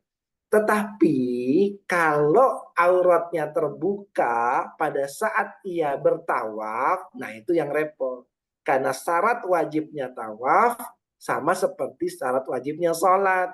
Itu beberapa ulama begitu. Apa syarat wajibnya? Harus menutup aurat. Ini berlaku untuk ibu-ibu, juga berlaku untuk bapak-bapak. Jadi kalau bapak-bapak pakai baju ihramnya kelihatan udelnya, hati-hati Pak, ya nggak boleh sembrono, ya. Jadi makanya olahraga, diet dulu Pak ya, biar perutnya agak six pack begitu. Kalau perutnya agak maju ke depan, agak repot itu nyantol si kain ihramnya. Jadi kadang kelihatan Pak Saifuddin ya. Nah, jadi kalau ibu-ibu rambutnya hati-hati pakai ciput ya Ibu, sehingga rambutnya nggak kelihatan. Karena kalau kelihatan berarti auratnya kelihatan, kebuka. Imam Nawawi itu cukup tegas tentang itu. Mereka yang tawaf dalam kondisi terbuka auratnya, ia lalai, karena ia lalai maka tawafnya batal. Nah, itu nggak boleh tuh. Gitu ya Bu Dani ya. Jadi intinya kalau terbuka auratnya pada saat sedang berihram, buka jilbab di kamar, nggak apa-apa. Berwudu, Ya, buka boleh nggak? Boleh. Nanti kalau pas hajian, di wukuf, di Arafah, di Mina, kalau disuruh tutup aurat terus, buka ganti kaos kakinya basah, masuk angin nanti malah. Enggak, boleh ya. buka aurat. Satu Ini lagi ya, boleh Ustadz? ya dan boleh. Boleh. Boleh. Oh iya, ini tadi kan ada hadis tadi ya, antara satu umrah sama umrah lainnya kan penghapusan dosa sama penghapus kefakiran. Nah, misalnya kita ini kan inginnya umroh setiap tahun gitu tuh. Tat. Nah, untuk nabung itu kan cukup buat umroh. Nah, kan ada yang bilang daripada buat umroh, terus mending ditabung untuk, maksudnya untuk haji furoda atau plus gitu. Tapi haji reguler kan sudah daftar, cuma kan antriannya kan sangat panjang gitu loh. Ustadz gimana itu menurut Ustadz? Kan kita pinginnya umroh, takutnya kalau nunggu misalnya ngumpulkan ditabung untuk furoda, takutnya umur kita nggak nutut gitu loh Ustadz. Namanya umur nggak ada yang tahu, atau uang itu juga habis untuk kebutuhan mendadak gitu Ustadz. Biasa. Lek wong ngomong paling gampang gitu aku. Pun sampean lanjut Bang. Kalau jenengan sudah daftar sudah daftar haji sambil menunggu panggilan keberangkatan, jenengan tiap tahun umroh atau per 2 tahun umroh betul betul enggak apa-apa. Enggak ada yang melarang, dan itu malah sah, malah bagus. Saya juga begitu gitu kan ya. Ngantri 20 tahun terus 20 tahun ngapain? Ya saya umroh 20 dalam menunggu selama itu boleh nggak Ustaz? Boleh, nggak ada yang melarang. Yang nggak boleh itu wong yang lain berangkat umroh kita ngerasani. Nggak boleh. Timbangannya mbok aku diumrohke kan intinya nggak ada. Ya. Enggak lah insya Allah. Apa-apa Bu, jalankan saja jenengan. Boleh. Bagus. Ya, makasih Ustaz. Udah ya, kita lanjut sama yang lain. Baik, selanjutnya ada pertanyaan dari kolom komentar. Ada dari Kak Sirli Fadrik. Ustadz, maaf kalau saat ikrom mengenakan daleman yang tanpa jahitan tapi pakai lem boleh enggak? Terima kasih. Laki perempuan nih. Laki-laki. Wis tais, polosan naik wis. Tambahan polosan naik, gak usah pakai katok-katok itu gitu, serempet banget. Ya, Tapi bener ya Ustadz, kan yang nggak boleh jahit. Berarti kalau dilem boleh atau double tip? iku jenenge ngakali. Selagi masih bisa polosan, wis apa adanya. Enggak ono sing takon-takon enggak, kamu pakai apa ndak wis ndak. Maka pakai pakaian ihram yang kainnya tebal gitu kan, yang bagus, kemudian sudah cukup. Yang kalau pakai pakaian yang pakai pampers boleh, tapi itu untuk darurat, untuk mereka yang dalam kondisi sakit, beser misalkan, atau yang sudah sepuh, boleh pakai itu. Kalau yang kita masih bisa ditahan, wis polosan aja lah, apa adanya ngadep kepada Gusti Pangeran, pada Allah, apa ada. Ya, nggak usah pakai yang tempel-tempel. Jangan ngakal-ngakali kok, Mas. Ya, banyak banget idenya. Selanjutnya ada Ya, terus apa? Oke, Pak Saifuddin silakan Bapak.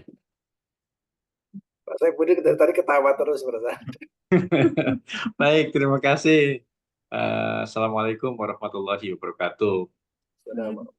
Mudah-mudahan Pak Ustadz, Mbak Epi, dan kita semua selalu dalam rahmat dan lindungan Allah Subhanahu Wa Taala. Sederhana aja pertanyaan saya terkait dengan kesucian pakaian ketika dibersihkan, disucikan. Nah, Pak Ustadz, kira-kira ada takarannya enggak antara pakaian dengan air yang dibutuhkan? Itu saja. Terima kasih. Assalamualaikum warahmatullahi wabarakatuh. Yang penting airnya bisa merendam pakaian itu. Jadi airnya sudah merendam pakaian itu, insya Allah cukup begitu. Kan pakaiannya kalau kita taruh di wadah itu, kemudian digenangi, airnya menggenang ya, seolah-olah sudah menggenangi semua, sudah cukup ini Pak Saiful. Sudah cukup. Kalau pakaiannya pendek, kecil tipis gitu, ya mungkin satu ember yang kecil itu sudah cukup. Kalaupun tidak, ya minimal menggenangi sehingga menutup seluruh permukaan dari pakaian tersebut. Ini penting ya, pakaian suci. Saya punya pengalaman ya. Saya punya sahabat di Banjarmasin, seorang dokter. Beliau seorang dokter ini punya seorang ayah. Ayahnya ini Masya Allah, ayahnya ini meninggal dalam keadaan husnul khotim. Jadi salah satu kebiasaan beliau, sang ayah ini, saya kita ceritakan itu Masya Allah, gitu, haru gitu. Salah satu kebiasaannya ayah ini adalah beliau tidak pernah mau pakaiannya dicuci oleh orang lain. Jadi beliau yang mencuci pakaiannya sendiri. Ingin betul-betul memastikan pakaiannya itu suci dan bersih. Itulah ayah itu begitu. Dicuci sendiri sama beliau. Jadi ceritanya ketika beliau akan Idul Adha, sholat Idul Adha, pada sholat subuh, sebelum sholat subuh sudah pakaian yang bagus, sudah pakai jas dan sebagainya, pamit sama ibu sama keluarga. Bapak mau sholat subuh, Bapak nggak pulang lagi ya, Bapak mau sholat langsung Idul Adha, langsung penyembelihan hewan kurban, Bapak nggak pulang dulu, nggak pulang lagi. Jadi setelah itu Bapak jalan kaki karena dekat dengan masjidnya, lalu ketika beberapa ratus meter ketemu dengan sang imam masjid, sang ustadz yang menjadi imam masjid. Loh ya kok jalan kaki? Udah ikut ustadz aja ya, ini ikut naik motor digonceng. Tinggal jarak berapa puluh meter lagi di persimpangan, tiba-tiba ada motor yang sangat ngebut, lalu menabrak motor Ustadz dan ayah itu terpelanting. Ketika ayah terpelanting itu dalam kondisi masih sadar, Ustadz juga melihat beliau masih sadar, mengucap astagfirullah gitu, astagfirullah. Lalu sang Ustadz mendatangi beliau, lalu beliau kaget karena suasana subuh itu kan masih gelap ya. Tiba-tiba langit itu terang benderang, seperti pokoknya terang benderang. Jadi ketika ngelihat wajah, saya merinding, ngelihat wajah ayah itu dalam kondisi yang terang benderang, dan ketika ngelihat di langit itu betul-betul terang benderang. Lalu beliau meninggal dunia pada saat. dalam kondisi pakai pakaian yang rapih, niatnya ingin sholat subuh, sekalian sholat Idul Adha, sekalian beridul kurban, menyembelihan hewan kurban. Itulah salah satu kebiasaan baik beliau adalah menjaga kesucian pakaiannya.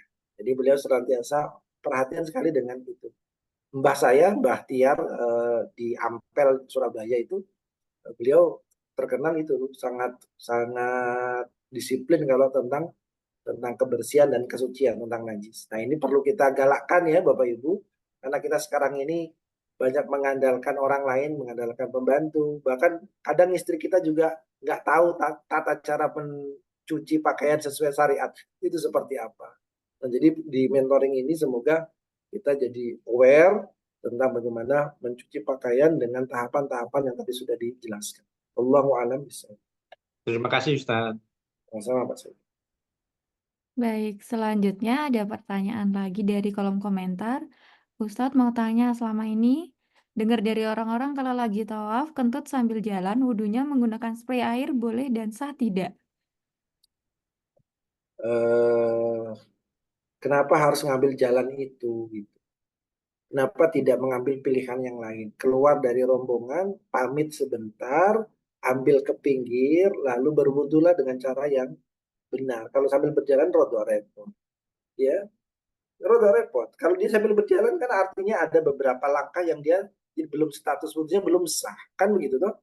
Jadi dia keluar dulu di pinggir, di pelataran, sudah berwudulah dengan air spray yang sudah disiapkan, atau dengan botol, dengan aqua, atau dengan aqua, dengan air zam-zam yang ada itu kan satu cangkir itu bisa dipakai untuk berwudu. Cari tempat yang di pinggiran, kalau memang bawa kain handuk kecil, dialasi sehingga airnya tidak netes kemana-mana, atau nanti wudhunya silakan di tempat sampah itu di atasnya bisa, sehingga airnya turun ke tempat sampah. Atau keluar sedikit sebentar di bawah tangga dekat, saya lupa, di bawah tangga itu ada tempat wudhu, jadi tidak harus keluar ke pelataran haram. Nah, setelah itu nanti silakan masuk kembali ke rombongan untuk menyempurnakan tawaf yang tertinggal.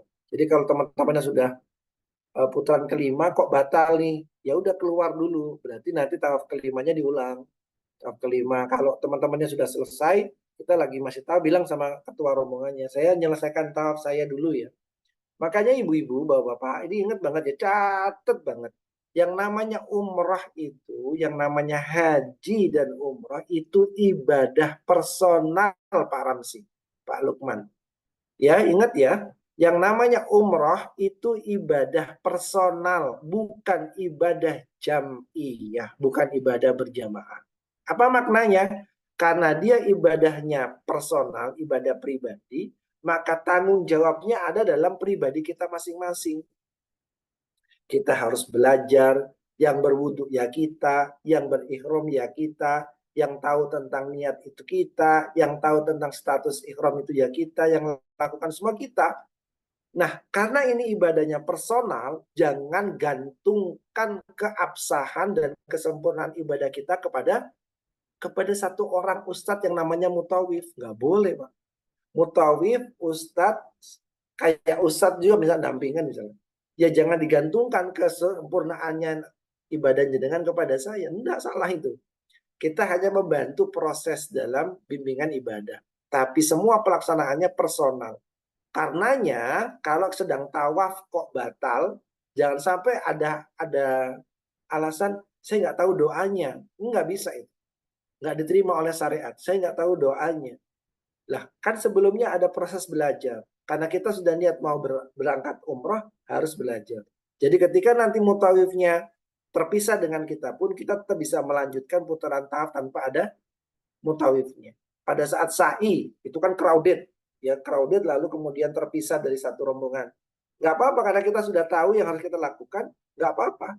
Lakukan sendiri. Karena ibadah ini personal, ibadah pribadi. Jangan digantungkan dengan ustadz pembimbingnya. Jadi kalau lagi batal wudhunya, keluar, berwudhu, lalu lakukan tawaf yang batal tadi, sampai 7 putaran. Nanti kita akan bahas tentang tawaf lebih detail. Baik, terima kasih Ustadz. Satu pertanyaan lagi yang terakhir dari Bapak Muhammad Ramsi, silakan. Ya, baik, Pak Ustadz. Assalamualaikum warahmatullahi wabarakatuh. Waalaikumsalam. Terima kasih tadi atas penjelasannya. Saya pikir cukup jelas. Namun ada beberapa sedikit yang perlu kami klarifikasi. Yang pertama terkait pakaian ihram. Kalau mensucikan dan membersihkan tadi, mensucikan pakaian ihram dari najis, kemudian membersihkan dari kotoran juga cukup jelas. Jadi yang kami tanyakan terkait pakaian ihram ini, kalau kita dikasih pakaian ihram yang baru, biasanya dipesankan kalau mau dicuci, nggak usah pakai wangi-wangian. Tidak ada penegasan bahwa ini harus dicuci. Jadi yang kami tanyakan pakaian ihram yang baru itu, apakah harus dibersihkan ulang? Takutnya ada wangi-wangiannya atau seperti apa? Itu yang pertama. Lalu kedua terkait dengan larangan yang menutup muka tadi. Karena pernah beberapa tahun yang lalu adanya penyakit menular, ada yang membolehkan sholat pakai masker. Nah, jadi yang kami tanyakan di sini, seandainya ada nanti di antara kita agak peka terhadap cuaca dingin, ketika dia tidak pakai masker, batu-batu dan sebagainya, yang kami tanyakan seperti apa penegasannya itu, apakah memang tidak boleh atau boleh bersyarat terkait pemakaian masker. Makasih Pak Ustadz, itu aja. Baik. Ya. Assalamualaikum warahmatullahi wabarakatuh. Pak Romsi, terima kasih. Yang pertama tentang ihram yang baru, sebaiknya tetap dicuci, Pak. Karena kita tidak tahu prosesnya seperti apa, di pabriknya seperti apa. Kita khawatir ada bahan-bahan kimia juga yang perlu kita netralisir, jadi lebih baik disucikan saja. Disucikan seperti tadi, disucikan lalu dibersihkan. Kalau mau dikasih deterjen boleh, kalau cukup dikasih air, dibilas beberapa kali juga nggak ada masalah. Nggak ada masalah. Yang penting dia, karena air itu kan sifatnya netral kan. Air itu netral kan, sifatnya mensucikan dan membersihkan. Lakukan saja Pak. Saran saya tetap dilakukan. Kalau tidak dibersihkan, saya cenderung kurang bisa menerima kalau nggak dibersihkan. Khawatirnya nanti ada zat kimia tertentu, atau mungkin ya di pabriknya, misalnya ini di pabriknya, kan kita tidak buatan tekstil ini pabriknya luar negeri misalkan. Kebanyakan tekstil itu di luar negeri kan, di Vietnam, di India misalkan. Ternyata pabriknya karyawan-karyawannya orang-orang yang bukan Islam, non-Islam, orang-orang kafir, orang-orang musyrik, orang-orang al-musyrikun najis. Orang-orang musyrik itu najis. Mereka pegang kain ihram itu misalkan, ketika dilipat dimasukkan ke dalam wadah. Statusnya berarti kita ingin mensucikan, kan begitu kan? Kadang tidak terpikirkan gitu ya.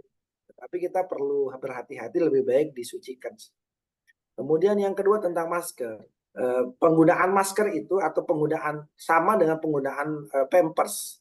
Jika ada keadaan darurat karena sakit, karena apapun itu diperbolehkan. Sama dengan puasa. Puasa itu boleh, malah orang yang sakit itu makruh hukumnya berpuasa. Ya, jadi orang sakit itu makruh hukumnya kalau berpuasa. Kenapa kalau begitu? Karena dia sedang dalam kondisi dia sakit. Sedangkan kondisi sakit, syariat memberikan kemudahan bagi dia. Nah, semangat dari ini, Bapak-bapak saya ngajarin ke teman-teman semua, semangat dalam beragama ya. Semangat agama kita itu ada dalam surah Al-Baqarah, dalam perintah berpuasa. Apa itu? Yuridullahu bikumul yusra wala yuridu bikumul usra. Allah itu menghendaki hal yang mudah-mudah bagi kalian, yang mudah kalian melaksanakannya. Allah tidak menghendaki hal-hal yang sukar bagi kalian.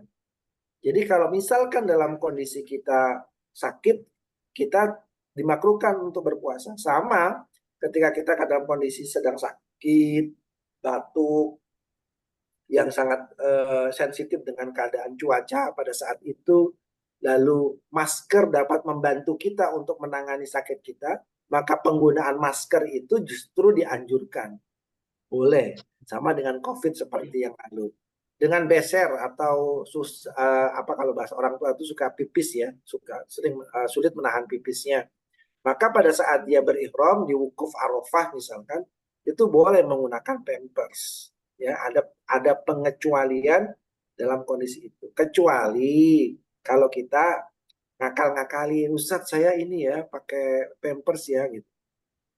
Jangan ya. Padahal kita masih muda, masih kuat insya Allah. Wallahu a'lam bishawab, kurang lebih begitu. Jadi diperbolehkan selagi ada alasan secara syarak, yaitu sakit insya Allah. Gitu Pak Ya, Ramos. makasih Pak Ustadz. Sama-sama Pak Ramos. Penjelasannya. Baik, alhamdulillah semua pertanyaan sudah Pertanyaan terjawab. Yang belum terjawab, masih boleh ada tambahan pertanyaan Ustadz? dulu saya jawab pendek-pendek saja ya. Boleh, silakan. Kaos kaki tawaf boleh nggak? Boleh untuk yang perempuan, kalau laki-laki nggak boleh. Sunscreen Pakai, Ustadz.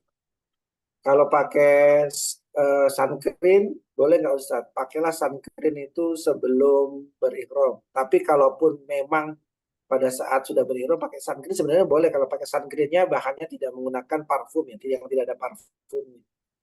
Diperkenankan kan pakai nggak ada yang parfum ya, yang cuma aqua base ya, diperbolehkan. Tapi kalau bisa ya nggak usah dipakai juga nggak apa-apa sih, sekali-kali. Subhanallah, udah kayak apa? Takut hitam Ustadz. Takut hitam gitu. Emang udah hitam ya. Boleh nggak pakai make up? Ini lagi nih, pakai make up ngapain? Pakai lipstick, pakai lip tint, nggak perlu gitu. Udah apa adanya aja, apa adanya. Ini saran saya, apa adanya aja. Beneran, apa adanya aja.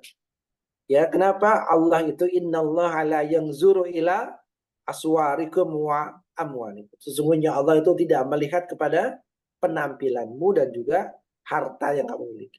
Walakin yanzuru ila qulubikum wa amalikum. Tetapi Allah melihat bagaimana kondisi hatimu dan bagaimana amalmu. Jadi kita lebih perhatiannya seharusnya ke situ gitu, perhatiannya. Ustadz saya malu, Ustadz mau tawaf, kenapa? Saya punya kebiasaan buruk Ustadz, saya nggak bisa ngomong, saya malu Ustadz, gitu. Saya punya kebiasaan buruk. Nah itu artinya dia punya malu di hadapannya. Jadi jangan ngurusin ini ya, jangan ngurusin tampilan zohir. Kita kalau ke sana itu yang kita pikirin tampilan batin. Sunscreen kayak tadi dijawab. Kalau cuci baju daleman CD BH pakai sabun wangi atau rinso boleh nggak? Boleh lah, nggak apa-apa. Boleh. Ustadz, kalau sudah ihram mau BAB itu tidak boleh pakai sabun Ustadz membersihkannya. Nah ini nanti ada perbedaan pendapat. Diperkenankan menggunakan sabun. Jadi sabun itu fungsinya apa? Ayo saya tanya. Sabun itu fungsinya apa? Membersihkan. Membersihkan, bukan mewangikan. Jadi diperkenankan menggunakan sabun karena fungsinya untuk membersihkan. Bagaimana kalau sabunnya ada pewangi? Iya, tapi pewanginya bukan fungsi utama dari sabun itu sendiri. Maka ulama masih memperbolehkan menggunakan sabun pada saat. Tetapi ada perbedaan pendapat yang lain sehingga memunculkan produk. Gitu ya. Makanya perbedaan dalam kalangan ulama itu adalah rahmat.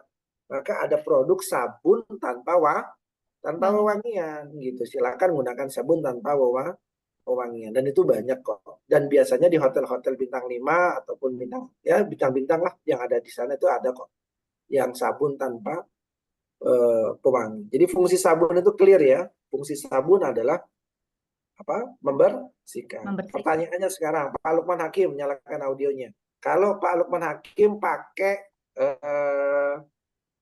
roll on, apa itu namanya? Minyak wangi, minyak wangi. Bukan, yang untuk sakit kepala itu namanya apa?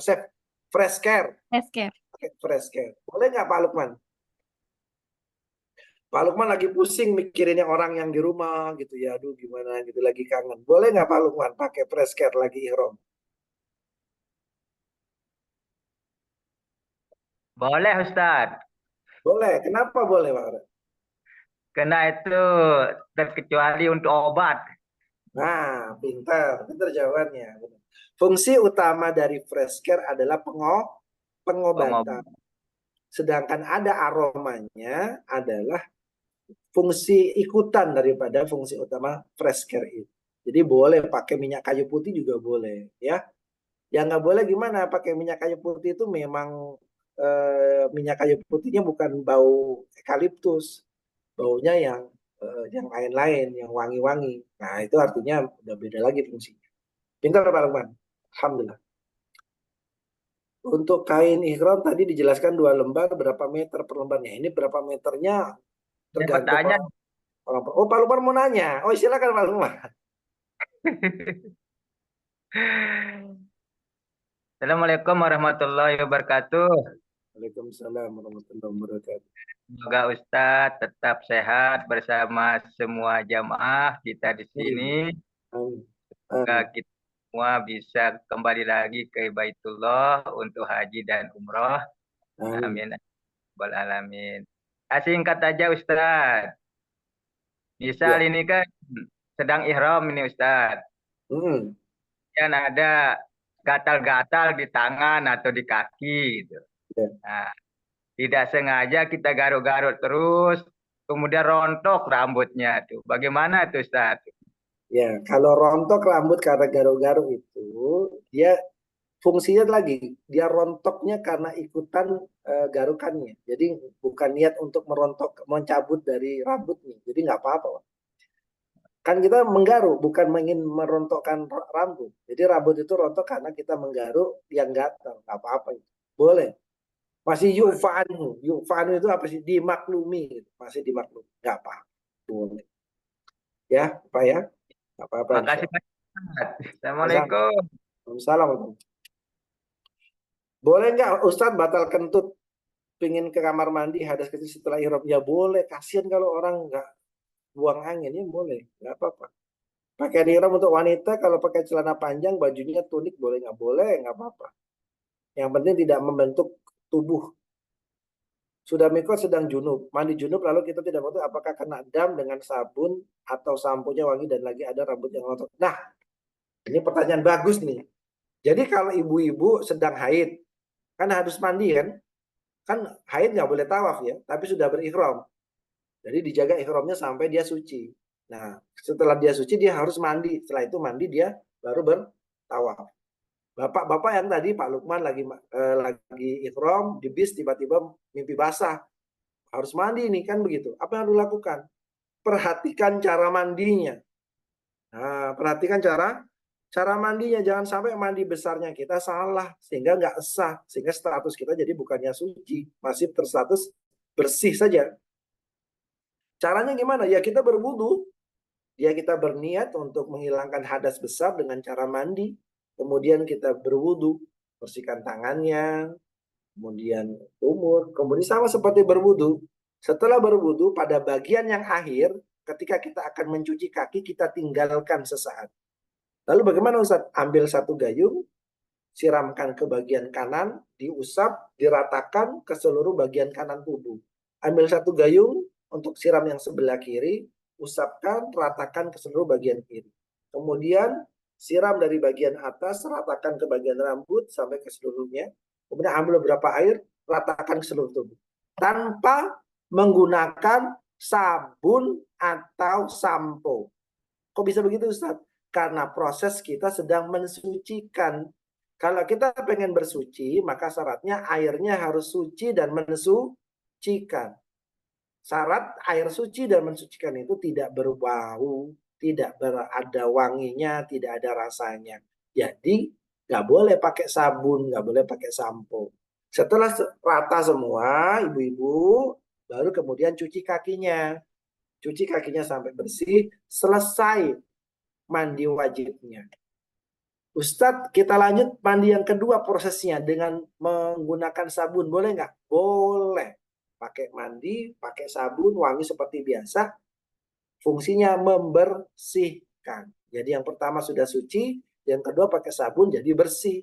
Setelah itu mau wudhu lagi boleh, nggak berwudhu lagi juga boleh. Yang penting pada saat mandi tangannya tidak memegang dubur dan kubul yang di depan dan yang di belakang. Paham ya? Jadi boleh. Jadi kalau mandi pakai lagi ihram pakai wangi-wangian Ustaz, nggak boleh ya, nggak boleh pakai wangi-wangian. Jadi kalau lagi mandi pada saat ihram nggak boleh pakai sabun, nggak boleh pakai sampo.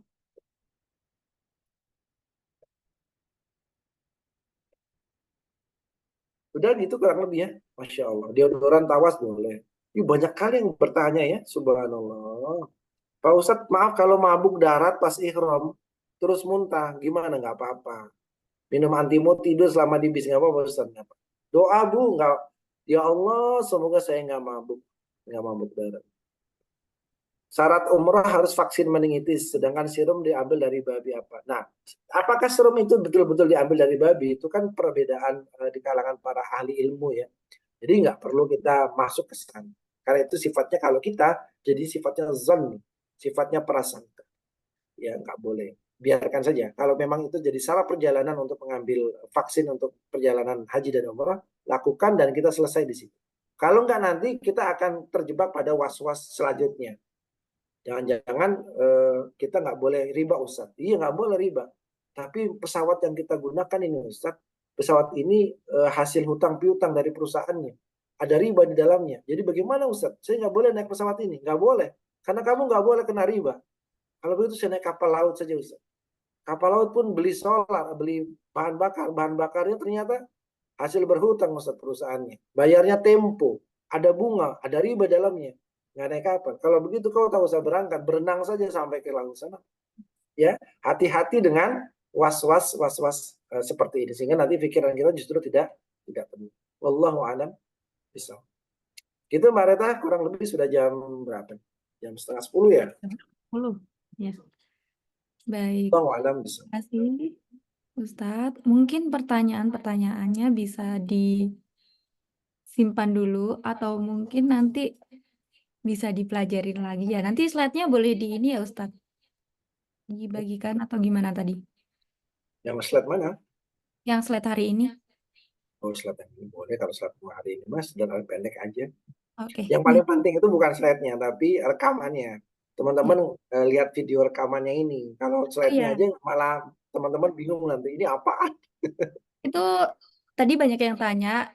Jadi video ini yang kita Zoom ini kita rekam dan kita upload di YouTube.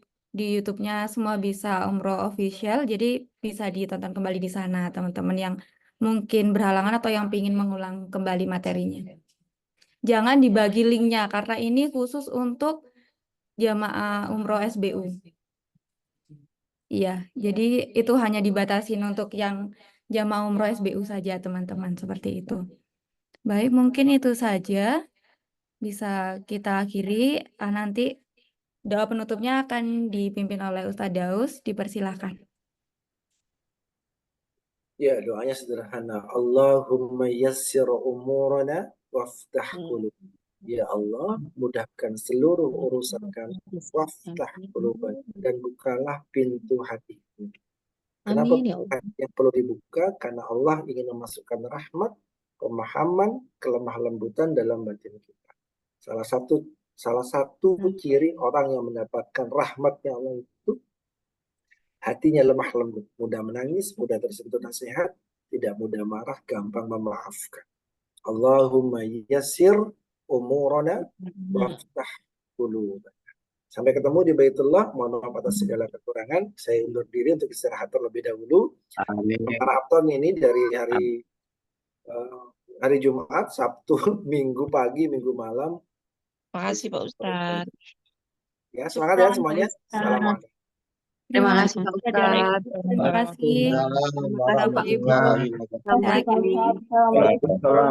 Assalamualaikum warahmatullahi wabarakatuh. Terima kasih teman-teman. Assalamualaikum warahmatullahi wabarakatuh. Selamat beristirahat. Waalaikumsalam warahmatullahi wabarakatuh. Waalaikumsalam warahmatullahi wabarakatuh.